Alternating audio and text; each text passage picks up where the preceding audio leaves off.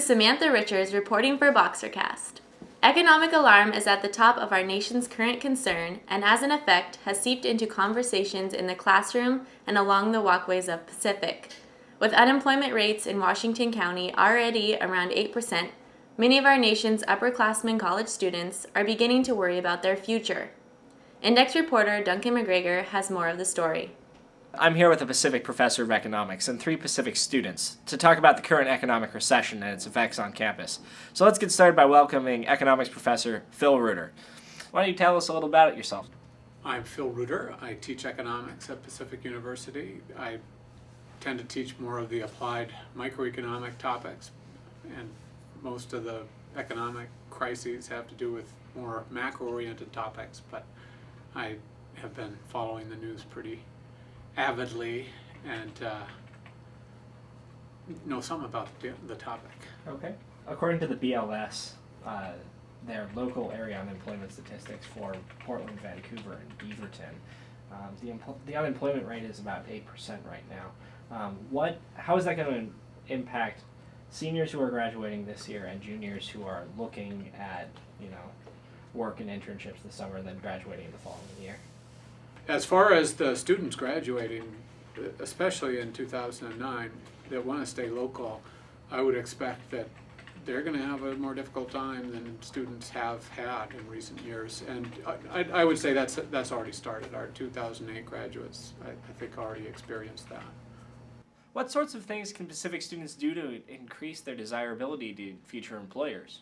I think in any time, good time or bad time, students need to have a plan, whatever that plan is, and knowing that plan is going to change. But to have a plan, what am I doing today and how does that connect to my life work?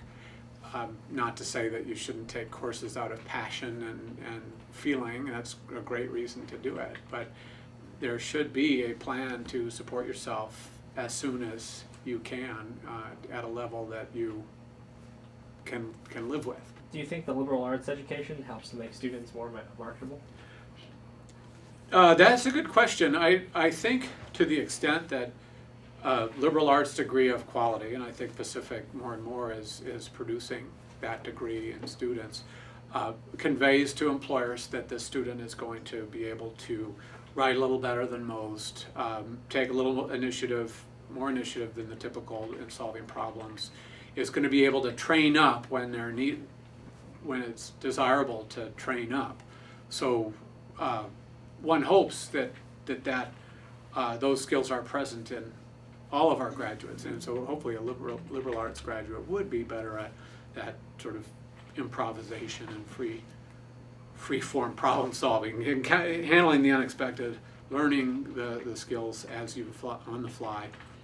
How do you think the change in enrollment in other schools, especially state schools who are cutting back, how could that affect Pacific? Yeah, the state schools cutting back is an interesting phenomenon because, aside from the state budgets getting tight, in absence of that effect, that deep recession is good news for the education industry as a whole for the same reason I've talked about. If you can't really figure out a job, one productive way to use your time is to go back and get a degree. However, as we see, Oregon's financing system in particular really is terrible, and there's a reluctance to tap the rainy day fund they just started. And so if we see cutbacks and a failure on the part of the state system to be able to accommodate that swell in demand, you'd expect Pacific to pick up a fairly large chunk of that. So ultimately it's really hard to predict what's going to happen to Pacific enrollments next fall. Okay. What's your reaction to the quote, "Blessed are the young, for they shall inherit the national debt"? Oh, it applies a lot. It applied a lot before this event now. We have shirked a lot of problems, not least the Medicare problem, more than the Social Security problem. The longer we wait to solve the problem, the more it falls on the backs of our young. And the irresponsible increase of the prescription drug benefit, adding, not to mention a war that was so unpopular that we didn't financed it through taxes, we financed it through deficit spending.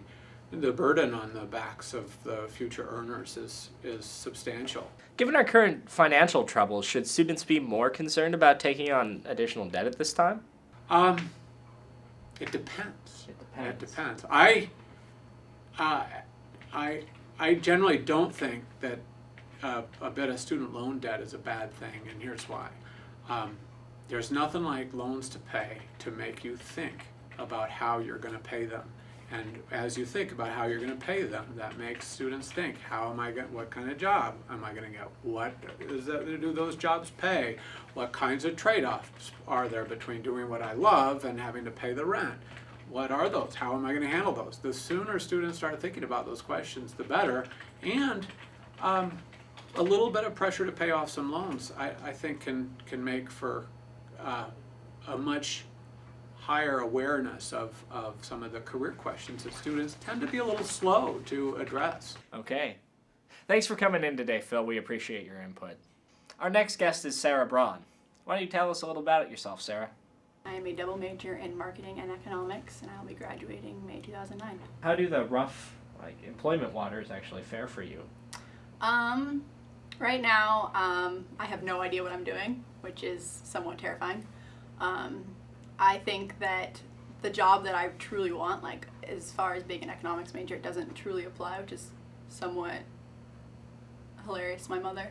But I want to do something in professional sports, so there is that industry out there, and it will always be there. It's a matter of finding someone that will pay versus an unpaid internship. So I'm continuing to look in that field, but I don't know. Economic-wise, everyone's always like, oh, that's a safe major, you'll find something, and I tend not to be as optimistic.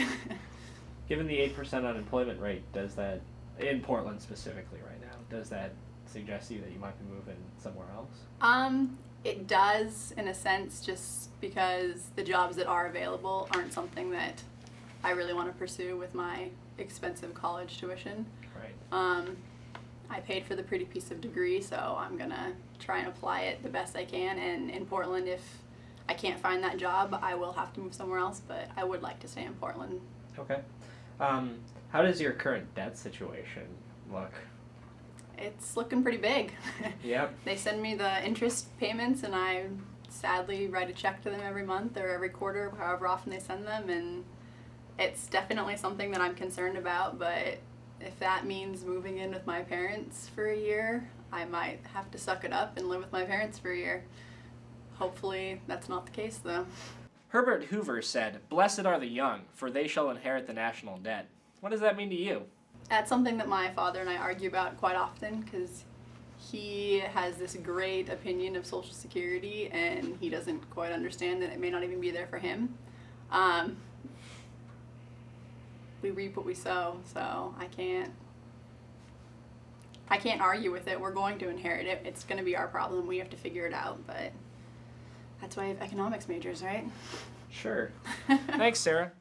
We'll hope to see you again on the BoxerCast.